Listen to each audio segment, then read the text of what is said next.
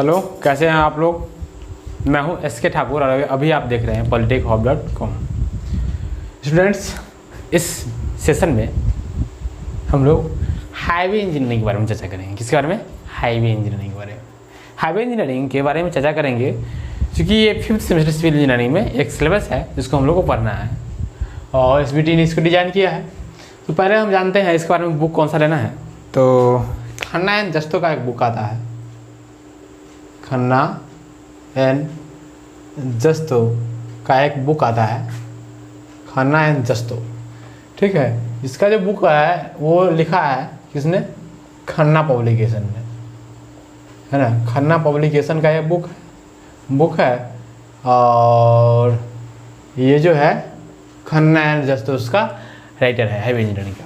और किसी स्टूडेंट के पास एक के उपाध्याय का ही बुक है ना।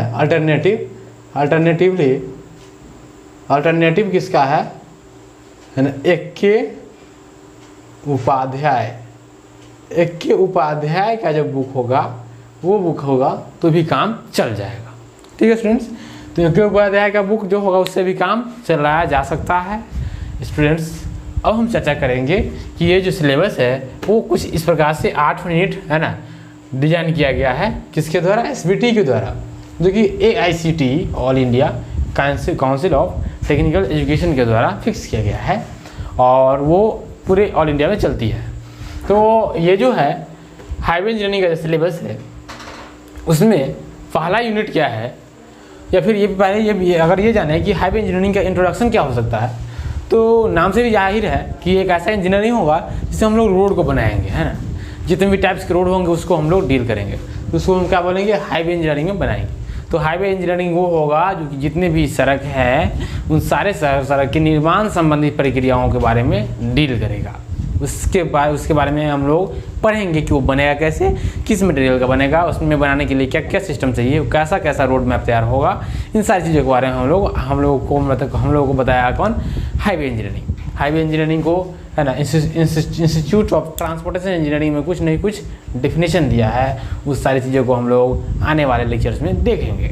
फिलहाल अभी ये जानते हैं कि हाईवे इंजीनियरिंग का जो सिलेबस है 8 यूनिट का, उसमें है क्या, कौन कौन सी बुक चाहिए, कौन सा बुक फॉलो करना है, कौन टीचर पढ़ाएंगे, तो हम ही पढ़ाएंगे।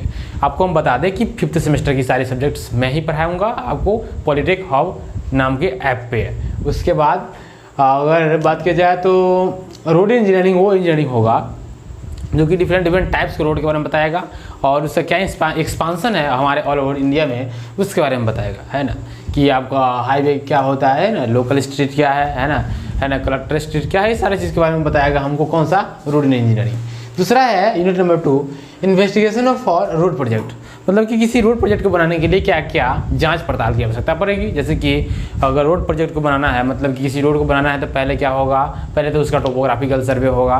सर्वे करने के बाद हम लोग देखेंगे क्या डिफरेंट टाइप से उसका रिकॉग्निजेंस होगा और उसके बाद अलाइनमेंट फिक्स करेंगे। उसके बाद हम लोग रोड बनाएंगे। अलाइनमेंट नाम का जो शब्द है उससे आप पहले भी वाकिफ़ है ना। रेलवे इंजीनियरिंग में आप वाकिफ़ होंगे। ये रेलवे में अलाइनमेंट वो चीज़ होता था जो कि किसी न किसी रास्ते का सेंटर लाइन फिक्स करता था, किसी न किसी रेलवे ट्रैक का जो सेंटर लाइन था उसको फिक्स करता था। वही सिस्टम यही इसमें भी होगा। इसमें जो अलाइनमेंट होगा वो किसी न किसी रोड का, किसी न किसी हाईवे का सेंटर लाइन फिक्स करेगा और उसकी मदद से हम लोग हाईवे बनाएंगे। तो वो सारा चीज़ हम लोग पढ़ेंगे। उसको फिक्स करने का सिस्टम होगा इन्वेस्टिगेशन फॉर रोड प्रोजेक्ट में होगा। और जियोमेट्रिक डिजाइन ऑफ हाईवे जो है वो रोड के पास कितना डेप्थ होना चाहिए, है ना। रोड की मोटाई कितनी होनी चाहिए, रोड का लेयर सब कैसा होना चाहिए, कौन से पार्ट को क्या बोलते हैं, इन सारी चीज़ों के बारे में डील करेगा कौन? Geometric design of road. अब कहता है construction of road pavement and materials. तो कंस्ट्रक्शन ऑफ रोड पेवमेंट कहने का मतलब ये हुआ कि जो रोड का ऊपर वाला सरफेस होता है उसको हम बोलते हैं पेवमेंट। क्या बोलते हैं? पेवमेंट।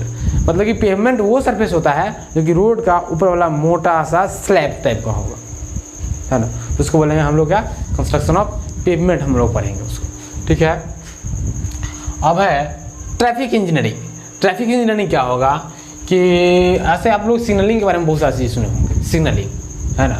जैसे कि कहीं पर लिखा रहता है स्टॉप तो आप रुक जाते हैं, कहीं पे रेड सिग्नल चलता है तो बढ़ जाते हैं आगे। तो इस प्रकार से सिग्नलिंग के टाइप्स के बारे में जानेंगे कि और कौन सा, जैसे कि ऑब्लिगेशन साइन क्या है। जैसे कि मान लीजिए कहीं लिखा रहता है तो लिख रहता है थूकना मना है, है ना। और एक और चीज़ बताए, है ना, ऐसे यूज नहीं करना चाहिए एज ए टीचर, है ना। कहीं कहीं अब बच्चे आजकल के बच्चे इतने शैतान हैं, क्योंकि वो क्या करते हैं, है ना, रोड के साइड की जितने भी दीवार होते हैं उनको गंदे करते रहते हैं। तो उसके लिए लिखा रहता है मुतना मना है ना। तो उस प्रकार की चीज़ें भी देखने को मिलती है। तो फिलहाल हम लोग सीखेंगे थूकना मना है और वो बच्चे की काम है ना। तो पता नहीं क्या क्या लिखा रहता है, कुत्ते यहाँ मत मुँह, बहुत सारी चीज़ें होती है और उसको देखकर हंसी भी लगती रहती है कि आपको हंसी आएगी कि कैसा सिस्टम है। उसके अलावा आप जैसे कि रोड टर्न के साइन से वाकिफ़ होंगे कि ऐसा इस प्रकार का रहता है ना। अगर और सिस्टम रहता है तो उसके बारे में भी हम लोग जानेंगे। जैसे कि मान लीजिए आगे हमारे पास कोई रेलवे ट्रैक आने वाला है तो इस प्रकार का साइन रहता है और लिखा रहता है रेलवे ट्रैक अहेड। मतलब कुछ न कुछ साइन ऐसे रहेंगे जो कि साइन वार्निंग के साइन होंगे, है ना। कुछ ना कुछ ऐसे साइन होते हैं जो कि शो करते हैं कि मान चलिए ऐसे साइन और कहीं दिख जाता है आपको तो आप समझ जाते हैं कि कोई ना कोई हॉस्पिटल आने वाला है, ऐसे रहेगा। उसके बगल में बेडिंग सिस्टम रहता है बनाया हुआ, तो आप समझ जाते हैं कि वो हॉस्पिटल का साइन होगा, ठीक है। और स्कूल का भी साइन होता है, बच्चे रहते हैं घूमते हुए। तो इस प्रकार की सिस्टम जो होती है उसको हम लोग ट्रैफिक इंजीनियरिंग बोलते हैं।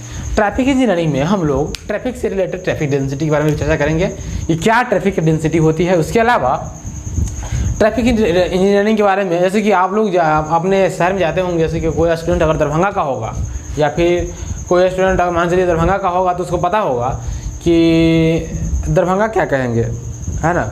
मतलब कि अब हम इस चीज़ को जनरलाइज बोल रहे हैं। कोई स्टूडेंट अगर शहर में निकलता होगा तो देखता होगा कि शहर में, और मान चलिए एक रोड इधर से आ रही है, एक रोड इधर से आ रही है, एक रोड इधर से आ रही है, एक रोड इधर से आ रही है, तो बीच में एक गोल सिस्टम बनाया रहता है ना, एक राउंड सिस्टम बनाया रहता है। तो इस प्रकार की सिस्टम के बारे में हम लोग इसका भी एक विशेष पर्पस होता है बनाने का, हम लोग पढ़ेंगे, है ना। तो ये हो गया, कौन सा सिस्टम था, ये था ट्रैफिक इंजीनियरिंग का। अब नेक्स्ट बात आती है स्टूडेंट्स हिल रोड्स। हिल रोड्स वो होगा स्टूडेंट्स जो कि क्या होगा कि आप लोग जानते हैं कि हिल माने मतलब पहाड़ होता है। तो पहाड़ी क्षेत्र में जो बनाया जाएगा सिस्टम रोड का उसको हम लोग हिल रोड बोलेंगे। और हिल रोड के बारे में हम लोग पढ़ेंगे। उसके जो ग्रेड सिस्टम होते हैं, स्लोपिंग सिस्टम होते हैं, उसके बारे में हम लोग भी जानेंगे कि वो क्या होना चाहिए, है ना।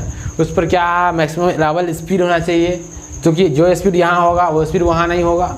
जो स्पीड दरभंगा में गाड़ी चलती है उस स्पीड से अगर वहाँ चलिए वहाँ चलाया जाएगी गाड़ी किसी हिल रोड पर, तो क्या होगा, वो गाड़ी पता चलेगा कि खाई में गिर गई, क्योंकि वहाँ पर बहुत सारे फैक्टर्स होते हैं, उसको देख के चलाने का पड़ता है गाड़ी। इसके अलावा हिल रोड को उतना चौड़ा बनाना भी संभव नहीं, उतनी उसकी विड्थ रखनी भी संभव नहीं होती है जितना विड्थ आप दरभंगा में हाईवे को देखते हैं। That is why hill road का बनाने का सिस्टम और जो नॉर्मल रोड होता है उसको बनाने का सिस्टम क्वाइट डिफरेंट होता है, दोनों में बहुत सारा डिफरेंस होता है ना। इसीलिए हम लोग रोड सिस्टम को अलग पढ़ते हैं और हिल रोड को अलग पढ़ते हैं। हालांकि इसमें बनाया जाने वाला जो मटेरियल होगा इसमें थोड़ा सा चेंजेज आएगा, ज़्यादा चेंजेज नहीं आएगा। जैसे कि हम लोग अगर पिचिंग करेंगे तो पिचिंग का मटेरियल का इस्तेमाल करेंगे, कोल्टार का इस्तेमाल नहीं करेंगे।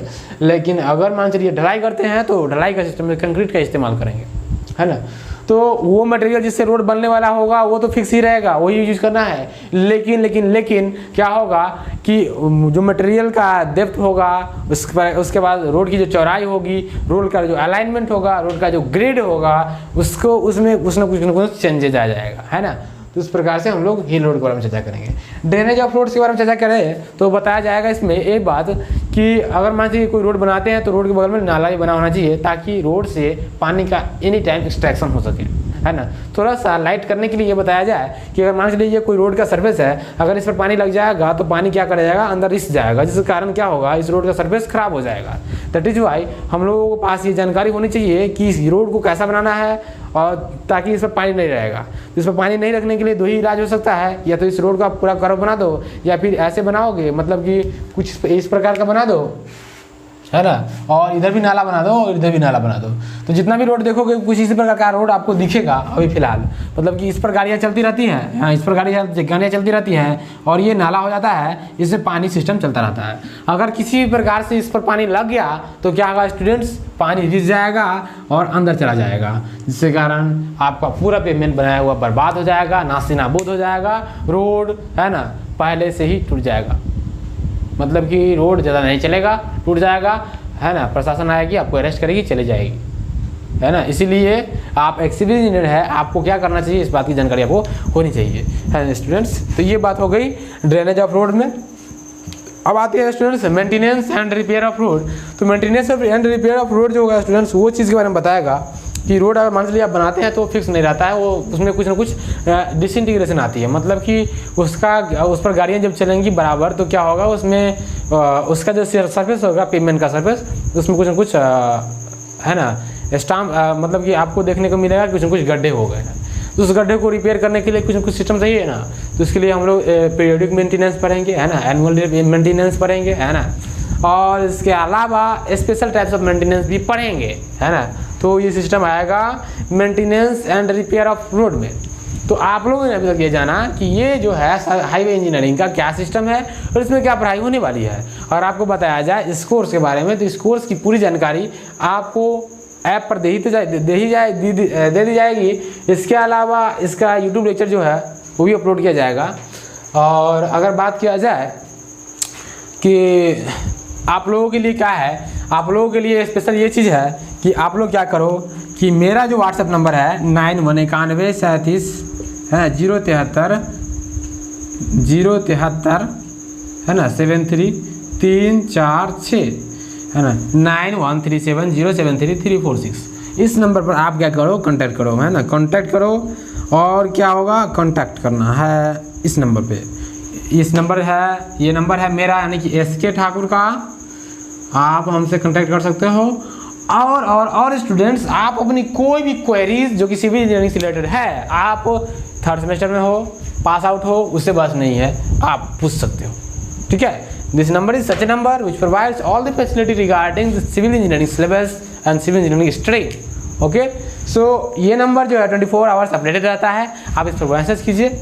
और इसके अलावा स्टूडेंट्स क्या करना है, इस वीडियो का जो डिस्क्रिप्शन बॉक्स होगा उसमें अगर आपने अभी तक पॉलिटेक हब 5th सेमेस्टर का ग्रुप ज्वाइन नहीं किया व्हाट्सएप ग्रुप, तो इसके लिए क्या कीजिए, इस वीडियो का जो कमेंट बॉक्स होगा उसमें अपना नाम और मोबाइल नंबर मेंशन कर दीजिएगा। अगर किसी स्टूडेंट को ये लगता है कि किसी कमेंट बॉक्स में उसका नाम और मोबाइल नंबर मैसेज करने से उसकी प्राइवेसी लीक हो रही है, तो स्टूडेंट्स वो क्या करेंगे, हमको इस नंबर पर पर्सनली मैसेज करेंगे ताकि हम उसको ग्रुप में ऐड कर सकें, राइट। तो हम लोगों का जो प्रायोरिटी है स्टूडेंट्स, बेस्ट प्रायोरिटी ये है कि बच्चे पढ़ें है ना। और इस बार हम ये फैसला ले चुके हैं कि बिहार का जो टेक्निकल स्टडी सिस्टम है उसमें हम है ना आग भर देंगे है ना।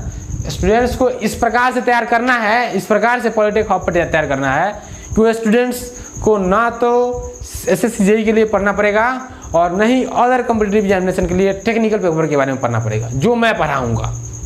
अदर पेपर की मेरी ये नहीं है जो मैं पढ़ाऊँगा, जैसे कि 5th सेमेस्टर पूरा सिस्टम पढ़ा रहा हूँ तो 5th सेमेस्टर के बारे में पूरी जानकारी मैं दे दूँगा जो किसी भी SSC JEE तक के लिए वैलिड है ना। और ये इसके लिए आपको कोई टेंशन नहीं करना है ना। IAS मास्टर क्या है, सब्जेक्ट्स बहुत सारे आएंगे, क्वेश्चन बहुत सारे आएंगे, हम लोगों के ऐप पर बहुत सारा डेवलपमेंट हो चुका है। उसके अलावा पढ़ाने के तो बहुत सारे तरीके हमको पता है, बस आप में पढ़ने की ललक होनी चाहिए है ना। तो ये सब चीज़ है, आप इसको देखते रहिए। तो मिलते हैं आने वाले लेक्चर्स में है ना। और इसका जो नेक्स्ट लेक्चर होगा आपको जल्द ही मिलेगा है ना यूट्यूब पे। और इसके अलावा दो सब्जेक्ट का जो लेक्चर था जैसे कि टॉस और स्टील का लेक्चर बहुत दिन पहले से मिल रहा है और आप जज कर ही चुके होंगे कि क्या सिस्टम है। इसीलिए अगर फ़ी के बारे में अगर बताया जाए तो हम लोग का जो फ़ी है पॉलिटेक हब ऐप का वो 1500 रुपये है, मात्र 1500 रुपये है ना। और ये रुपये जो है किसी विशेष ऑफर के अंतर्गत है जो कि 5 अगस्त तक मात्र है। 5 अगस्त तक ये जो है एडमिशन लेने का फ़ी जो है 1500 रुपये है। आप पॉलिटेक हब ऐप पे एडमिशन ले सकते हो 5 अगस्त तक। उसके बाद इसकी जो फ़ी हो जाएगी है ना 3000 रुपये हो जाएगी, 3000 रुपये।